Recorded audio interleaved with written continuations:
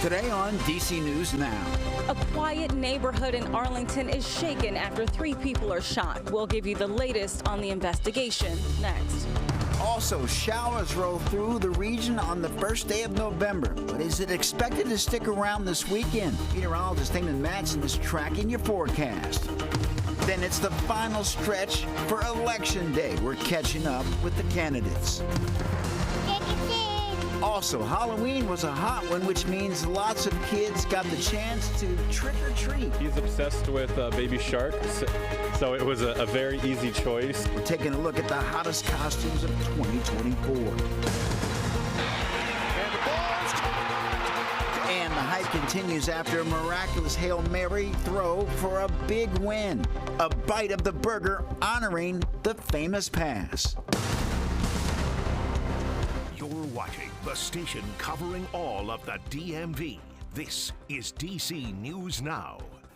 Well, good afternoon, and thank you for joining us for the news at noon. I'm Mark Hall. Meteorologist Damon Madsen joined us now with the latest check on the forecast. Happy Friday, Damon. Happy Friday, Mark. Where's the sunshine? Hey, it's a little bit hidden for now as we are seeing a little bit of a change as we head into the upcoming weekend. And of course, we're on the first day of November now, so we're turning the calendars over to slightly different weather conditions. Now, as we go throughout the rest of the day, unfortunately, our rather dry stretch of weather, whether or not it came to an end, we're going to talk about that in a second. We are going to see breezy winds and very, very dry conditions this afternoon. So, across the northern half of the DMV, there is now a red flag warning in place until 6 p.m. What that means is we have the wind that could cause rapid wildfire spread. We have very dry ground, and just those leaves, grass, it would catch on fire quickly, especially with breezy winds in place. So that's why we have the need for this red flag warning. Please take caution with any sort of open flames, cigarette butts, any of that the rest of the day today as we have that in place. Because, well, there was a cold front, yes, that passed on through. It brought the cloud cover early this morning, but in terms of rainfall, well, we didn't see much of it at all. Yes, there is some green popping up on the radar loop here throughout the morning, but that rainfall that showed up on the radar, it didn't necessarily hit the ground in most locations. We just saw a few sprinkles. We're still waiting to see if that was enough to end our dry stretch, but most likely it did not. So as we go throughout the rest of the day, there it is. No additional rainfall. It's still going to be warm, by the way. The cold front did not bring in the chillier air just yet. It's lagging behind. So highs will reach into the upper 70s once again. Now, should we expect that much chillier air to roll in later on tonight? We'll have a look at your full forecast coming up here in just a bit. All right, Damon, thank you. An update this afternoon. 3 juvenile males were shot. 2 are fighting for their lives. Another in serious condition following that shooting that happened last night in Arlington. Our Candace Cole has been following the story. She has the latest from Arlington. Neighbors are now shaken after gunshots rang out, striking 3 people last night, and police are now looking for answers. It's pretty scary, honestly. Arlington police say this all unfolded just after 10:45 Thursday night when officers responded to reports of a shooting in the 4300 block of Columbia Pike. Last night was night weather, so I actually have cracked my window. So I hear the pang, pang, pang, pang. It sounds like a round gunfire. One neighbor I spoke with who declined to go on camera said after he heard the gunshots, he saw 3 people take off in different directions. One up these steps, one up this street, and another in this direction between these homes. He said this is the second shooting to occur here in as many weeks, although no one was hurt in the previous incident. This property is very quiet. I've been living in this townhouse in 2010. So this is the first time ever something like that ever happened. At last check, 2 of the victims are in critical condition and one has non-life-threatening injuries. Police are still searching for the shooter. If you have any information with regards to last night's shooting, you're asked to contact Arlington Police. Reporting in Arlington, Candace Cole, DC News Now. Candace, thank you. Developing in the district, police are investigating a double shooting in Southeast. This all happened on 22nd Street. Police say that they found 2 people, a woman and a teenage boy with gunshot wounds. They were both taken to the hospital. Both are expected to recover. Developing now, a former D.C. corrections officer pleading guilty to embezzlement charges The U.S. Attorney's Office says that Andra Parker admitted to misappropriating more than $30,000 of funds from the Department of Corrections labor union. Parker was the chairman of the union from 2018 to 2019 and had full access to the union's bank account. They say Parker used the money to pay for travel and entertainment. He's scheduled to be sentenced in March. The law impacting the Maryland Department of Juvenile Services aims to hold children as young as 10 years old accountable for crimes they commit. The new law goes into effect today, and DC News Now's Yamarie Sase spoke to criminal justice leaders on how this will work. Yeah, people we've spoken to say it's concerning that juveniles who commit these crimes are sent straight home, and that's what led Maryland lawmakers to make some changes to the juvenile justice system, and that starts today. Our job is to correct them and get them on the right path. A bill focused on juvenile justice reform in Maryland now in effect.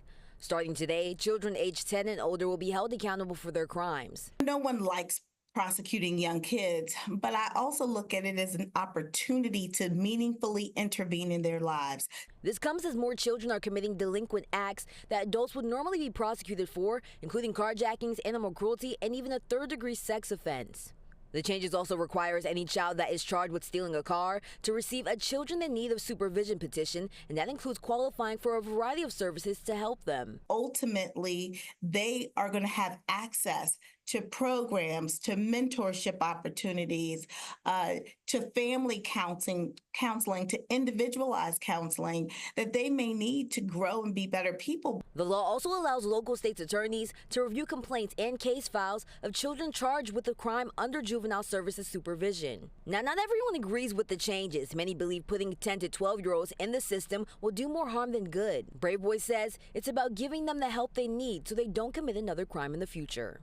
That wasn't a license for us just to lock every young child up. We need to provide services to them and require them to complete those services and programs before they can come back into the community.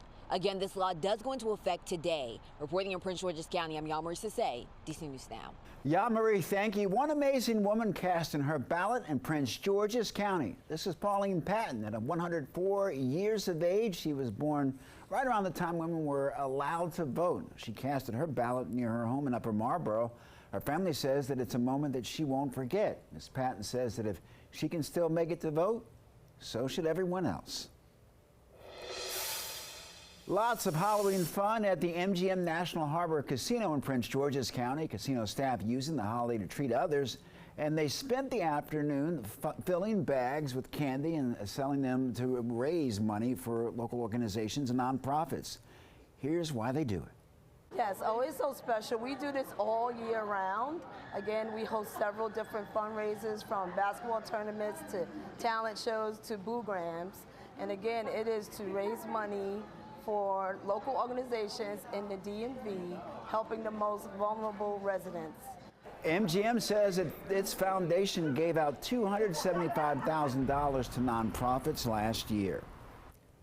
Washington Commanders scoring big with fans. They hosted trick-or-treaters at Northwest Stadium yesterday. Students from Cora Rice Elementary and Golson Middle School got a chance to take in on a lot of fun. The CEO of Northwest and also minority owner Mark Ian were there, and Ian is a Maryland native, and with the Commanders at 6-2 on the season, he says there's plenty to celebrate this Halloween.